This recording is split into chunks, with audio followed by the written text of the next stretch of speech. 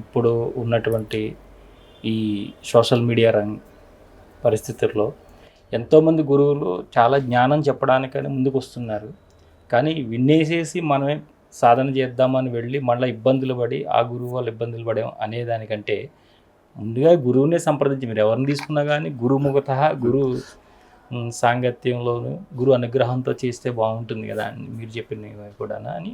అదే గురువు ఎంతో అనుభవసారం ఉన్న గురువు దగ్గర నుండి ఆ మంత్ర సాధన ఎలా చేయాలి, ఆ సూర్యనాడి చంద్రనాడి అనే క్రియ స్వరశాస్త్రం ఎలా చేయాలి, ఆ సిద్ధాంతాన్ని నేర్చుకోవటం వల్ల సర్వశాస్త్రాలని మనము అవగతం ఎలా చేసుకోవాలి, దానిలో పరిపూర్ణత ఎలా సాధించాలి అనేది ఈ 70 ఏళ్ళ వరకు నాకు పోరాటమే సరిపోయింది. ఆ సాధనలో ఇంకా నేను విద్యార్థిగానే ఉన్నాను. గురుగారు అదే సాలగ్రామాలు ఒకటి మామూలుగా పెట్టుకుంటాం ఇంట్లోని, చాలా మంచిది అంటారు. అది దొరకడం కూడా చాలా కష్టం అంటారు. సరే ఈ పెట్టుకుంటే మంచిది అనేటప్పటికల్లా కూడా ఏదైతే మనం మంచిది ఇది పెట్టుకోండి మీకు అంతా శుభం జరుగుతుంది అంటామో వెంటనే దానికి డూప్లికేట్ కూడా వచ్చేస్తుంది. అది సహజంగా జరుగుతుంది. ఈ మధ్య కాలంలో మనం టెంపుల్ 15 ఏళ్ల క్రితం కట్టేటప్పుడు ఆ కలశాల్లో 18 ధాతువులను పెట్టి ఆ ముఖ్యమైన మూలికలను పెట్టి దానిలో 3 రకాల అతి పవిత్రమైన శక్తివంతమైన మూలికలు పెట్టాం. కరుంగాలి, అది ఉడుంగాలి, చెంగాలి, ఇటువంటి 3 మూలికలను పెట్టాం. కరుంగాలి ఏంటండి, చెంగాలి ఏంటండి, ఉడుంగాలి ఏంటంటే ఈ త్రిశక్తులు. ఆ త్రిశక్తుల యొక్క తత్వము మనకేంటంటే ఒక్కొక్క శక్తి లేకున్నా ఒక శక్తి బ్యాలెన్స్ కావాలి. ఇప్పుడు ఒక మనిషికి కావలసింది ధనం కావాలి, గుణం అనే విజ్ఞానం కావాలి, అదేవిధంగా శక్తి కూడా కావాలి. ఈ లక్ష్మి సరస్వతి పార్వతి అనుగ్రహం లేనిది ప్రపంచంలో ఈ త్రిశక్తులు లేనిది ఎవరు రాణించలేరు, ఎవరు ముందుకు అడుగు వేయలేరు. ఇచ్ఛాశక్తి, జ్ఞానశక్తి, క్రియాశక్తి, ఈ 3 శక్తులు అదే ఇడా పింగళ సుషుమ్న నాడులు కూడా. అటువంటివి అంతర్వాహినిగా సరస్వతి పార్వతి ఆ లక్ష్మీ కటాక్షంతోనే మనం ఈ అమ్మవారిని వేడుకుంటూ చేస్తూ వస్తున్నాం. ఈ ముగ్గురి కటాక్షం పొందటానికే ఈ 3 మొక్కలను పెట్టాం. ఆ త్రిశక్తులు ఉండాలి, త్రిశూల తత్వంతో ఉండాలి అని. ఆ కరుంగాలి గురించి అప్పుడు ఎవరికి ఏం చెప్పినా అర్థం కాలేదు 15 ఏళ్ళు 16 ఏళ్ల క్రితం. ఉడుంగాలి అంటే ఏంటండి అని కొందరు అడిగేవాళ్ళు. అప్పుడు పూర్వం పుష్పక విమానాలకు దీన్నే వాడేవాళ్ళు. ఊడుగు కాయ అని, అది గాల్లోకి లేస్తుంది, అది తెలిసిన విషయం ఎక్కువ. అదేవిధంగా కరుంగాలి అనేది అయ్యవారికి సంబంధించింది, శివుడికి సంబంధించింది, కొందరు సుబ్రహ్మణ్య స్వామికి సంబంధించిందని ఈ మధ్యకాలంలో ప్రచారం చేస్తున్నారు. పాతాళ శంభు సుబ్రహ్మణ్య స్వామిది అనుగ్రహం ఉంటుందని ఇలా రకరకాలుగా అమ్ముకుంటున్నారు కూడా.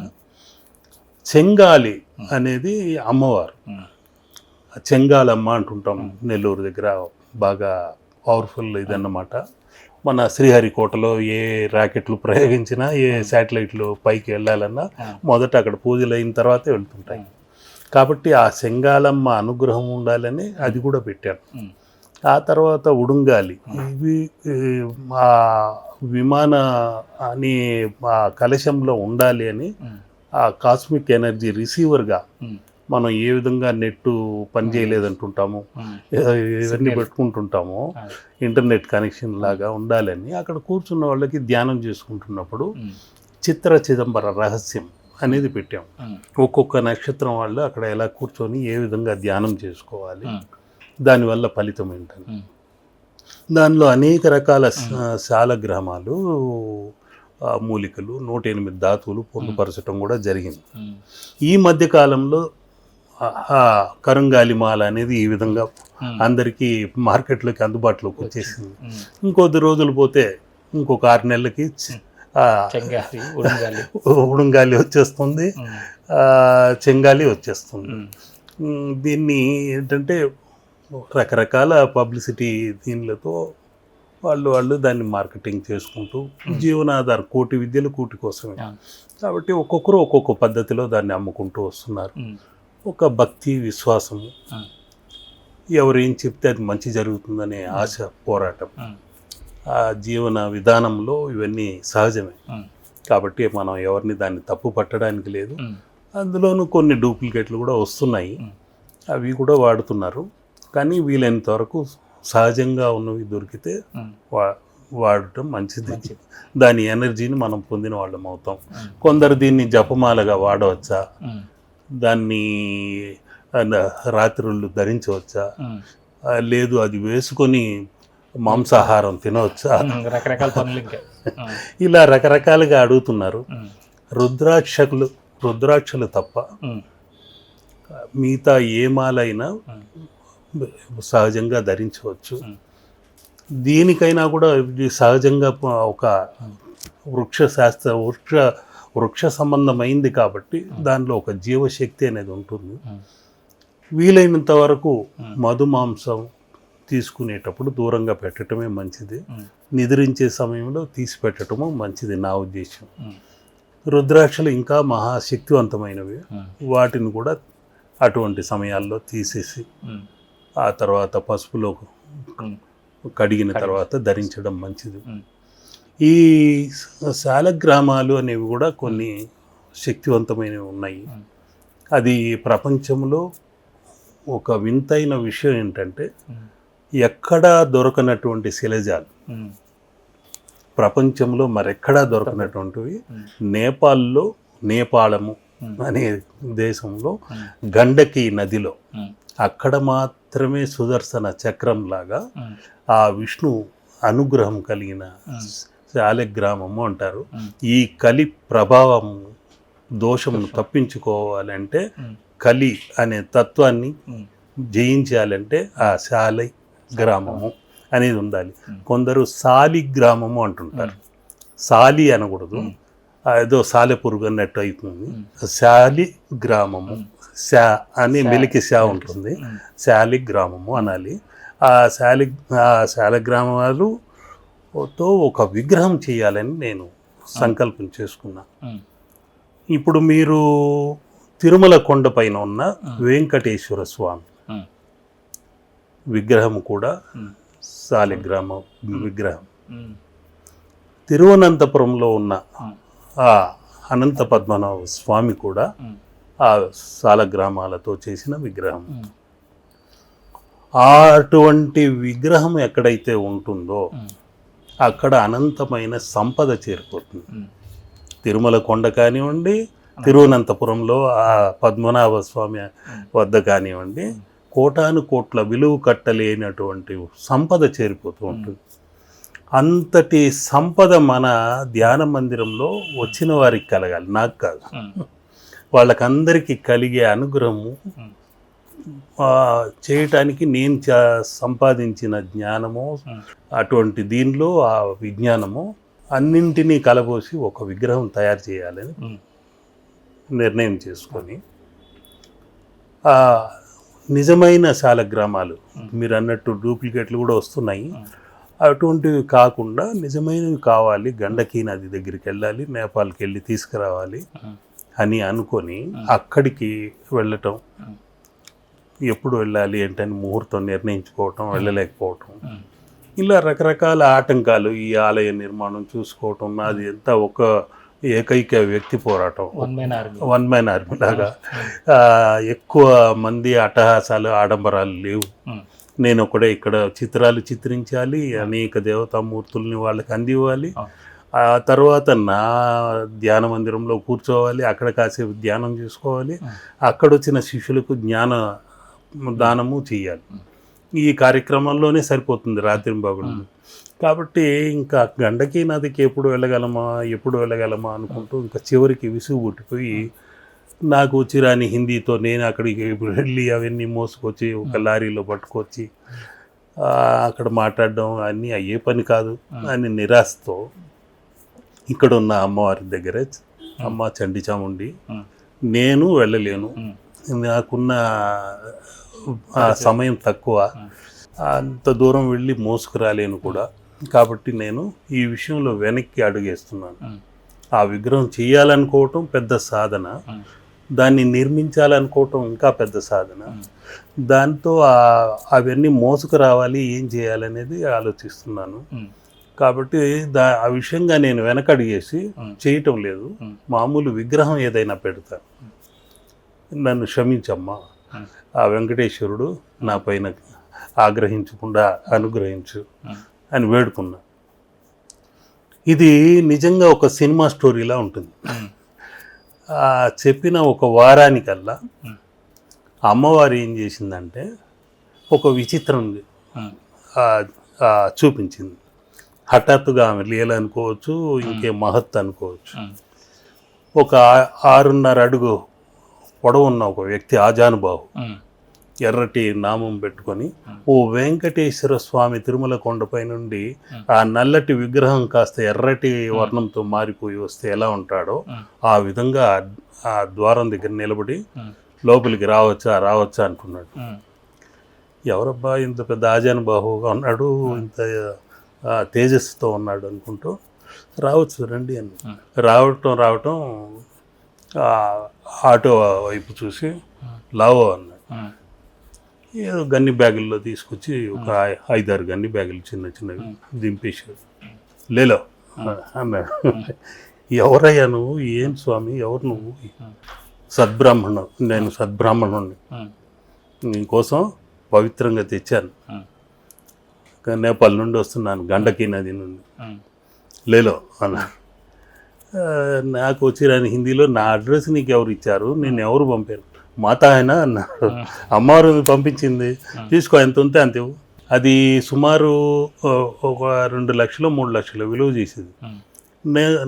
నేనేమో ఆర్డర్ ఇవ్వలేదు, నేనెవరో తెలియదు, ఎక్కడో గండకీ నది, నేపాల్ నుండి వచ్చిన వ్యక్తికి ఎన్నో పెద్ద పెద్ద పూజా సామాగ్రి షోరూమ్లు ఉంటాయి, అక్కడన్నీ వదిలేసి ఇక్కడికి ఎందుకు వచ్చాడో తెలీదు.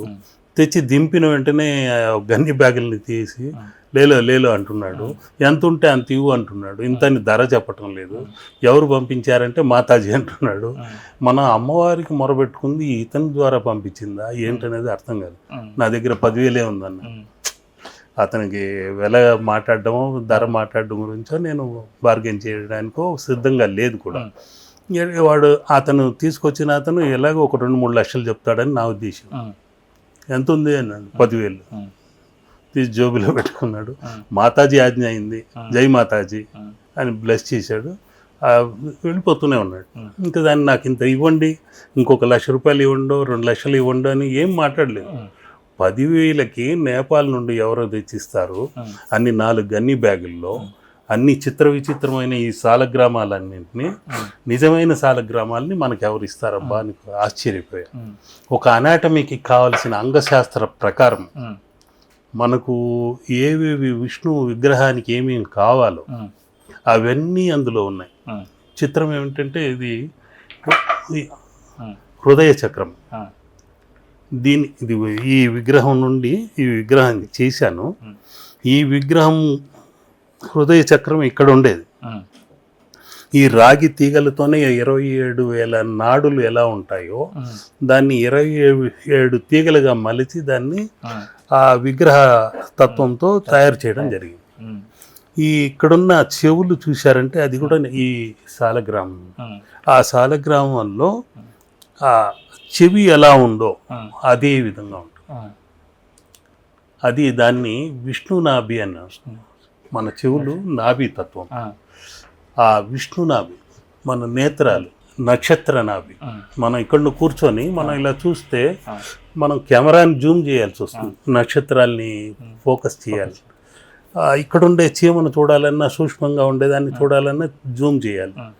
కానీ మన సహజ నేత్రాలు ఇలా చూసిన వెంటనే నక్షత్రాలు శుభ్రంగా కనిపిస్తాయి, చీమలో దోమలో కనిపిస్తాయి. అంతటి శక్తి గల కెమెరాలు మన కళ్ళల్లో దేవుడు అమర్చాడు. కాబట్టి ఈ నాభి తత్వంతో ఇక్కడ నేత్రాలు ఇచ్చాడు, శ్రవణ తత్వంతో 2 చెవులు ఇచ్చారు. స్వరశాస్త్రం కోసం ముక్కు పుట్టలు ఇచ్చాడు. అదేవిధంగా ఆహార శక్తిని తీసుకోవడానికి, మన ఆరోగ్యంగా ఉండడానికి ఈ దారి కల్పించాడు. ఇవన్నీ కాకుండా నాభి, అమ్మ స్థానము, బ్రహ్మస్థానము, మన నాభి స్థానం. అందుకనే సిద్ధయోగ ప్రకారము ఒక ఇటువంటి శాలగ్రామాన్ని ఇలా పెట్టుకొని ధ్యానించినప్పుడు మనం ఆ గెలాక్టిక్ సెంటర్, విష్ణునాభి అంటాం, గెలాక్టిక్ సెంటర్ని, ఆ విష్ణునాభికి మన నాభికి కనెక్ట్ అవ్వడానికి ఒకే ఒక సూక్ష్మమైన మార్గము ఇది ఒక్కటే, శాలగ్రామం. దాన్ని పెట్టుకొని మీరు కానీ చేస్తే విశ్వశక్తికి క్షణాల్లో మనం కనెక్ట్ అవుతాం. ఓం నమో నారాయణాయ నమః అనుకున్నా చాలు, ఓం నమ శివాయ అన్నా చాలు, ఆ బ్రహ్మను అనుకున్నా చాలు. ఇది బ్రహ్మస్థానం కాబట్టి, ఆ బ్రహ్మకుండము ఇక్కడే నాభి దగ్గరే కాబట్టి ప్రతి ఒక్క జీవి అక్కడే ఆవిష్కరణ అవుతుంది. కాబట్టి ఆ బ్రహ్మ అంతటి వరకు ఒక శిశువు గర్భంలో ఉన్నప్పుడు నాభి ద్వారానే ఆహారం అందుతూ ఉంటుంది, జీవశక్తి అందుతూ ఉంటుంది, విశ్వశక్తి అందుతూ ఉంటుంది, దైవశక్తి ఉంటుంది.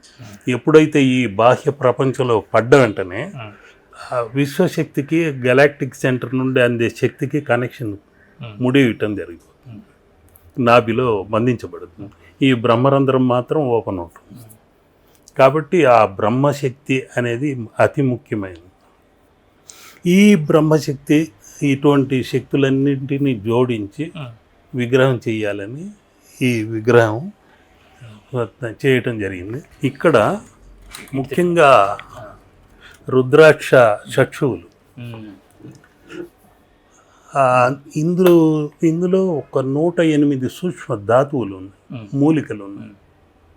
గురువింద గింజలు కానివ్వండి, ఏకాక్షి కానివ్వండి, రుద్రాక్షలు కానివ్వండి, పంచధాతువులు కానివ్వండి, నవరత్నాలు కానివ్వండి, గోమతి చక్రాలు, లక్ష్మీ గవ్వలు, ఇలా అనేకమన్నిటిని పొందుపరిచి ఈ స్వామి శిరస్సు వరకు చేయగలిగి హార్ట్ చక్ర పెట్టాను. ఈ హార్ట్ చక్ర ఎక్కడ ఉండేది, దీన్ని ఇలా ఉన్నదాన్ని ఎప్పుడైతే ఈ హార్ట్ చక్ర జారి ఇలా కింద పడిందో, ఇప్పుడు ఇది నిర్మాణం ప్రారంభించి 10 ఏళ్ల క్రితం చేశా. 5 ఏళ్లకంతా జారి కింద పడింది. ఈ పక్కన పెట్టి చేయలేనేమో అని డ్రాప్ అయిపోయి, నిజంగా చెప్పాలంటే గుప్తంగా దాచవలసిన విషయం. దాన్ని ఏదో శిష్యులు వచ్చారు కదా అని పరవశంతో వాళ్ళకి చూపిస్తూ, చూశారా మన చెవి ఎలా ఉందో ఆకృతితో, శ్రవణం అనే చెవులు నాకు దొరికాయి, 2 ఉన్నాయి అని ఒక స్త్రీకి చెప్పటం. అంటే శిష్యురాలు, ఆమెకు మంచి కోటీశ్వరాలు. అవునా గురువు గారు అని ఆనందంగా చెప్తుంటే, ఆ తర్వాత ఎందుకు చూపించామబ్బా అని మళ్ళీ నేనే చింతించవలసిన సమయం అయింది. ఈ శ్రవణమా ఇది? అవును, శ్రవణ నక్షత్రం వారికి సంబంధించింది కూడా ఈ శాలగ్రామం అమ్మ. ఇటువంటి నక్షత్రాలకు సంబంధించి కనెక్ట్ అయ్యే కొన్ని ఉన్నాయి. ఇది శ్రవణ నక్షత్రం వాళ్ళకి అద్భుతమైన ఫలితాన్ని ఇస్తుంది. ఈ చెవులను చూస్తూ మంత్రాన్ని అక్కడ చెప్పుకుంటూ ఆ చెవుల దగ్గర మీరు మాట్లాడితే వాళ్ళు ఆలకిస్తారు. ఆ పద్ధతిలో తయారు చేశాను అన్న. ఆమె వెంటనే గురువు గారు ఏమనుకోకండి, నాకు చెవులు కావాలి. సెపరేట్ ఏమమ్మా ఏమైంది? ఇంతసేపు నేను చెప్పిందన్నీ విని ఎవరో అమ్మవారు పంపితే వచ్చారు, శాలగ్రామ విగ్రహాలకు సంబంధించినవన్నీ ఇచ్చాడు. హార్ట్ చక్ర ఇచ్చాడు, చెవులకు ఇచ్చాడు, ఒక అనాటమీకి కావాల్సింది ఇచ్చాడు. ఈ మౌత్ దగ్గర కూడా ఆ నోరు అనే దాన్ని కూడా నరసింహ శాలగ్రామం అనేది, ఆ మౌత్ ఉన్న శాలగ్రామం ఇందులో పెట్టాము. ఇన్ని చేశాము, అన్నీ విని చెవులు మాత్రం కావాలంటున్నావు. గురువుగారు మీకు చెప్పలేదు, నా నక్షత్రం శ్రవణ నక్షత్రం. ఈ మా ఇంట్లో ఉంటే ఇంకా అదృష్టం కలిసి వస్తుందేమో. బయట BMW కారు ఉంది, దానికి విలువ మీకు తెలిసే ఉంటుంది. ఆ కారు తీసుకోండి, నాకు ఈ చెవులు ఇచ్చేసేయండి. ఏందమ్మా అమ్మవారి నీ రూపంలో నన్ను అగ్ని పరీక్ష పెడుతుందేమో, నేను ధనానికి లొంగేవాడిని అయితే అమ్మవారిని అమ్మేసేవాడిని, ₹1,00,00,000 ఇస్తానన్నా నేను ఇవ్వలేదు. కాబట్టి ఏం అనుకోవద్దు, ఇది లోక కళ్యాణం కోసం చేస్తున్నా, అమ్మవారు పంపించిందని స్టోరీ మొత్తం విన్నావు, అతను ఎవరో తీసుకొచ్చారు, లేలో అన్నాడు, ఇచ్చేసాడు, ఎంత డబ్బులు ఇస్తే పట్టుకుపోయాడు, సాక్ష్యం ఆ అమ్మవారే. ఇక్కడ ఆ అమ్మవారి ముందు నిలబడి నువ్వు అమ్మవారు పంపించిన దాన్ని స్వార్థం కోసం నీ ఒక్కదాని కోసం అడగద్దు. ఇది అనేక వేల మంది లక్షల మంది వచ్చి దర్శించుకొని వాళ్ళ బాధలన్నీ చెవులో విన్నపించి వాళ్ళు మంచి అనుగ్రహాన్ని ఈయన దగ్గర ఆ రుద్రాక్ష చక్షువుల నుండి అనుగ్రహ కరుణా కటాక్ష వీక్షణం పొందాలి. అది నా సంకల్పం. నాకు లక్షలు కోట్లు అవసరం లేదు, పిడికడ అన్నం తినడానికి అన్ని కోట్లు పెట్టుకుని ఏం చేస్తాను. గురువుగారు మీరేం అనుకోకండి అని చెక్ బుక్ తీసి బ్లాంక్ చెక్ ఇచ్చి మీరు ఎంతైనా ఫిల్అప్ చేసుకోండి, నాకు ఇది మాత్రం ఇచ్చేసాయి. మళ్ళీ అదే మొదటికి వచ్చావు కదమ్మా, ఇది అగ్ని పరీక్ష పెట్టద్దు, అమ్మవారి నీ రూపంలో నన్ను అగ్ని పరీక్ష పెడుతుంది, నువ్వు అమ్మవారిలాగా కనిపిస్తుంది. ఇంకా ఆవిడ చూసి నేను ఇలాగో ఆ చెక్కులో ఇది కారుకో లొంగనని చెప్పి, రోచయ్య గారి ఇల్లు మీకు తెలుసు అనుకుంటాను, ధర్మకరణ్ రోడ్డు దగ్గర, ఆ ఇంటి దగ్గరే ఒక ఇల్లు ఉందండి మాది, ఆ ఇల్లు మీకు రాసి ఇచ్చేస్తాను, నాకు ఇవి మొత్తం అలాగే ఇచ్చేసేయండి, మీరు కట్ చేయొద్దు, నాకు ఇలాగే ఇచ్చేసేయండి, నేను పట్టుకుపోయి పెట్టుకున్నాను. నేనేం మాట్లాడాలో అర్థం కాలేదు. అమ్మ అటువంటి ఇల్లు 100 కాదు 1000 ఇచ్చినా నేను ఇవ్వను గాక ఇవ్వను. ఎందుకంటే ఇవి మళ్ళీ నాకు అమ్మవారు పంపిస్తుంది అన్నది కల్లా ఈ జీవితంలో అదొక సార్థకత, ఒక అద్భుతమైన విషయం.